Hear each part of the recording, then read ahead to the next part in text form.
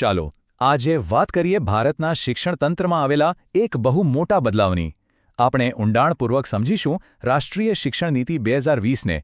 એ નીતિ જે આવનારી પેઢીઓ કઈ રીતે ભણશે એને કદાચ હંમેશા માટે બદલી નાખશે.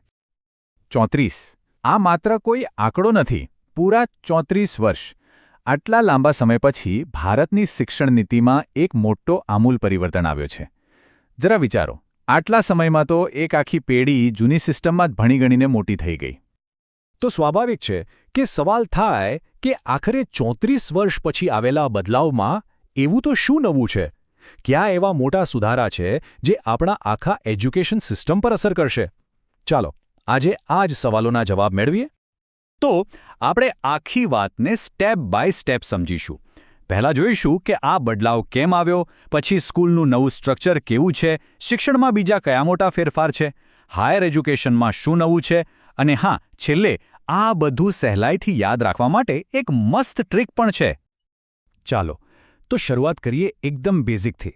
સમજીએ કે આ નવી નીતિનો પાયો શું છે અને કેમ એ આટલી બધી મહત્વની ગણાઈ રહી છે.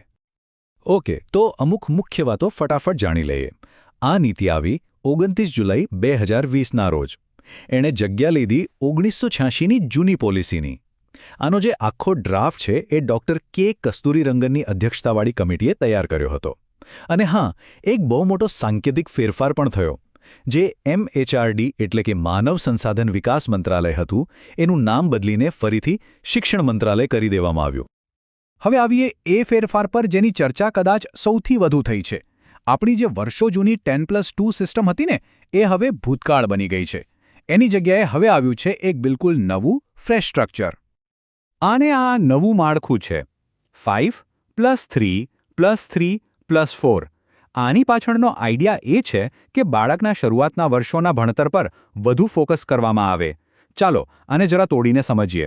પહેલા 5 વર્ષ છે ફાઉન્ડેશનલ સ્ટેજ, જે 3 થી 8 વર્ષના બાળકો માટે છે. પછીના 3 વર્ષ છે પ્રિપેરેટરી સ્ટેજ, 8 થી 11 વર્ષના બાળકો માટે.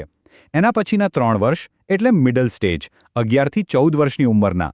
અને છેલ્લા 4 વર્ષ છે સેકન્ડરી સ્ટેજ, જે 14 થી 18 વર્ષના વિદ્યાર્થીઓ માટે છે.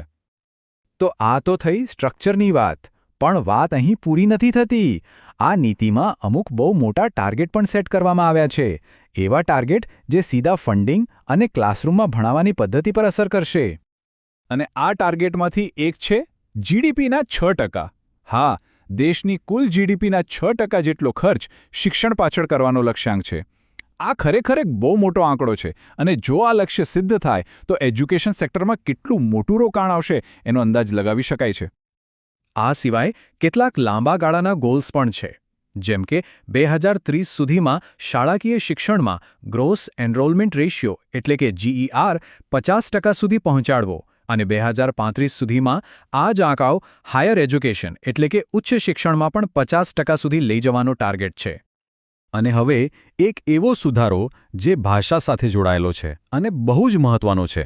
પોલિસી એકદમ સ્પષ્ટ કહે છે કે ઓછામાં ઓછું ધોરણ 5 સુધી અને બને ત્યાં સુધી ધોરણ 8 સુધી ભણાવવાનું માધ્યમ બાળકની પોતાની માતૃભાષા કે પછી સ્થાનિક ભાષા હોવી જોઈએ. આનાથી શું થશે? શીખવાની જે આખી પ્રક્રિયા છે એ બાળકો માટે વધારે સહેલી અને નેચરલ બનશે. સ્કૂલની વાત તો થઈ ગઈ, પણ કોલેજ અને યુનિવર્સિટીનું શું? ચાલો હવે જોઈએ કે હાયર એજ્યુકેશનને વિદ્યાર્થીઓ માટે વધુ ફ્લેક્સિબલ બનાવવા માટે આ પોલિસીમાં કયા મોટા સુધારા કરવામાં આવ્યા છે. હાયર એજ્યુકેશનમાં એક કહી શકાય એવો ગેમ ચેન્જર ફેરફાર છે, જેનું નામ છે મલ્ટિપલ એન્ટ્રી અને એક્ઝિટ સિસ્ટમ. આનો મતલબ શું? મતલબ એ કે હવે જો કોઈ સ્ટુડન્ટ 1 વર્ષ પછી કોલેજ છોડી દે તો પણ એને સર્ટિફિકેટ મળશે, 2 વર્ષ પછી છોડે તો ડિપ્લોમા મળશે, અને 3 કે 4 વર્ષ પૂરા કરે તો ડિગ્રી તો છે જ. આનાથી કોઈનું પણ ભણતર વેડફાશે નહીં. પણ સવાલ એ છે કે આ મલ્ટિપલ એન્ટ્રી એક્ઝિટ સિસ્ટમ કામ કઈ રીતે કરશે? તો એના માટે એક એકેડેમિક બેંક ઓફ ક્રેડિટ્સ એટલે કે ABC બનાવવામાં આવશે. આને એક ડિજિટલ બેંકની જેમ સમજી શકાય. જેમ આપણે બેંકમાં પૈસા જમા કરીએ એમ સ્ટુડન્ટ્સ અહીં પોતાની ભણતરની ક્રેડિટ્સ જમા કરશે. આનાથી ફાયદો એ થશે કે એક કોલેજમાંથી બીજીમાં જવું કે બ્રેક પછી પાછું ભણવાનું શરૂ કરવું બધું જ એકદમ સરળ બની જશે. ઓકે, તો હવે આપણે લગભગ અંત તરફ છીએ. ચાલો ફટાફટ કેટલીક નવી સંસ્થાઓ વિશે જાણી લઈએ, અને પછી જેની રાહ જોવાઈ રહી છે એ બધું યાદ રાખવાની સિમ્પલ ટ્રીક પણ જોઈએ.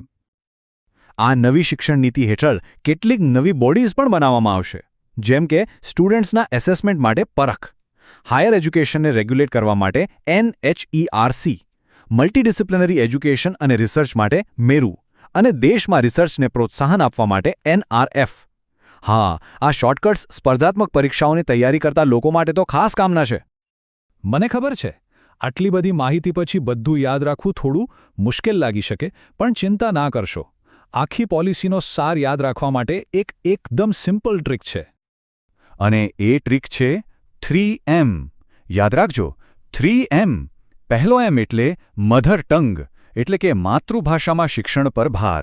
બીજો M એટલે મલ્ટીડિસિપ્લિનરી, મતલબ કે હવે સાયન્સના સ્ટુડન્ટ પણ મ્યુઝિક ભણી શકશે એવી ફ્લેક્ઝિબિલિટી. અને ત્રીજો M છે મિનિસ્ટ્રી ઓફ એજ્યુકેશન, જે MHRDનું નવું નામ છે. બસ આ 3 M યાદ રાખી લો એટલે આખી પોલિસીનો મુખ્ય આઈડિયા ક્લિયર થઈ જશે. તો આ હતી નેશનલ એજ્યુકેશન પોલિસી 2020ની મુખ્ય વાતો. કાગળ પર તો આ નીતિ ખરેખર ખૂબ જ પ્રભાવશાળી અને મહત્વાકાંક્ષી લાગે છે, પણ આખરે સૌથી મોટો અને અગત્યનો સવાલ તો એ જ છે કે શું આ બધા ફેરફારો આવનારી પેઢીના ભવિષ્યને સાચા અર્થમાં વધુ સારું અને ઉજ્જવળ બનાવી શકશે? આ એક એવો સવાલ છે જેનો જવાબ આપણને આવનારો સમય જ આપશે.